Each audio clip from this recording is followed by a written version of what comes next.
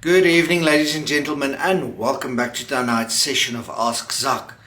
Now, if you've been moving outside and feeling the chill in the mornings, here on the Highveld, we've had our first frost, so our temperatures are dropping quite considerably, and that's why we want to talk tonight about how to heat your poultry. So first of all, before we jump into how the whole process is, I just want to show you the tools, and then we're going to talk about each one just shortly so that you get an idea. The first and the most common one is, of course, your red light, your infrared light that you can use for your poultry. We use, of course, electricity for this one. The next one that we use can be your electric brooder. We call this an electric brooder. It plugs in, and of course you can use that. Or alternatively, you've got something like your gas brooder. Now, all of these have a role to play, and they can be used effectively if you are smart. Now, the first and foremost is I'm going to jump into the electrical ones, and then we're going to look at a few solutions because we are struggling with Eskom. So first and foremost, our most common one is our red light that we use.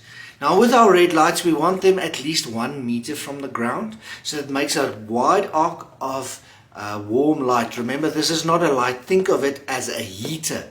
That is how you need to think about this thing, not as a light. I know it creates a light that our eyes pick up, but see it as a heater. It does not supplement your normal lights that you use.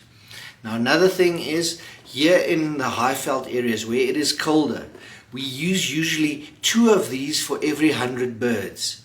In the warmer areas like Limpopo, Marble Hall, Polokwane, those areas, you can bring it down to 1 for every 100. But check, of course, your poultry house. The temperatures in your poultry house is going to tell you how many you need. So rule of thumb, I usually put in a little bit more, always 2 per 100. Then I know I'm covered and I'm well equipped for a cold snap. Of course, this heater that I've got is also a ceramic heater. You see the ceramic warms up, and of course it radiates the heat. Again, roughly 1 meter from the ground, and this one is enough to do 600 birds. So these 2 are our main lines of defense against the cold, except for your curtains. So go back to our sessions on the curtains and how to use them, because they play a crucial role when it comes down to heating. Now, what we get a lot of times is people come in, I've got my day-old chicks, I'm heating them, and the power goes off. It's load shedding, Eskom comes in.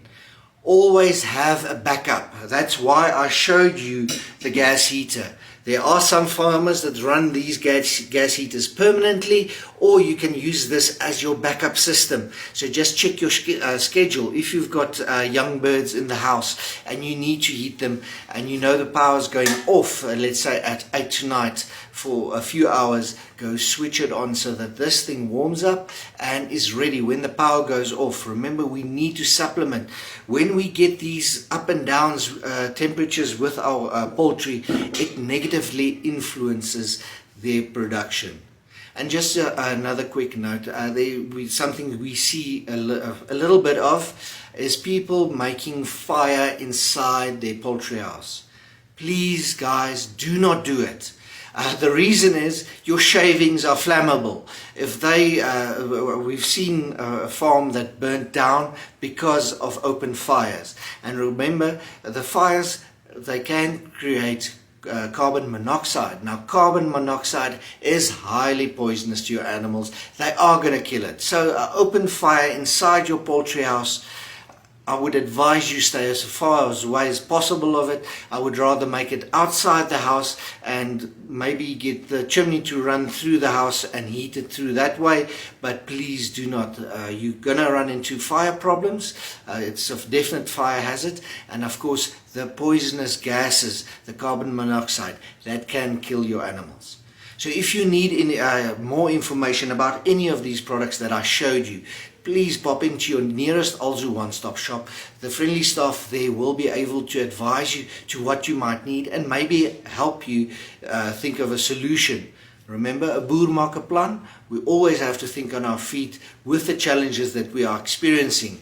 People still need to eat and we still need to produce. So the market's not going away, but we still need to be able to produce for that market.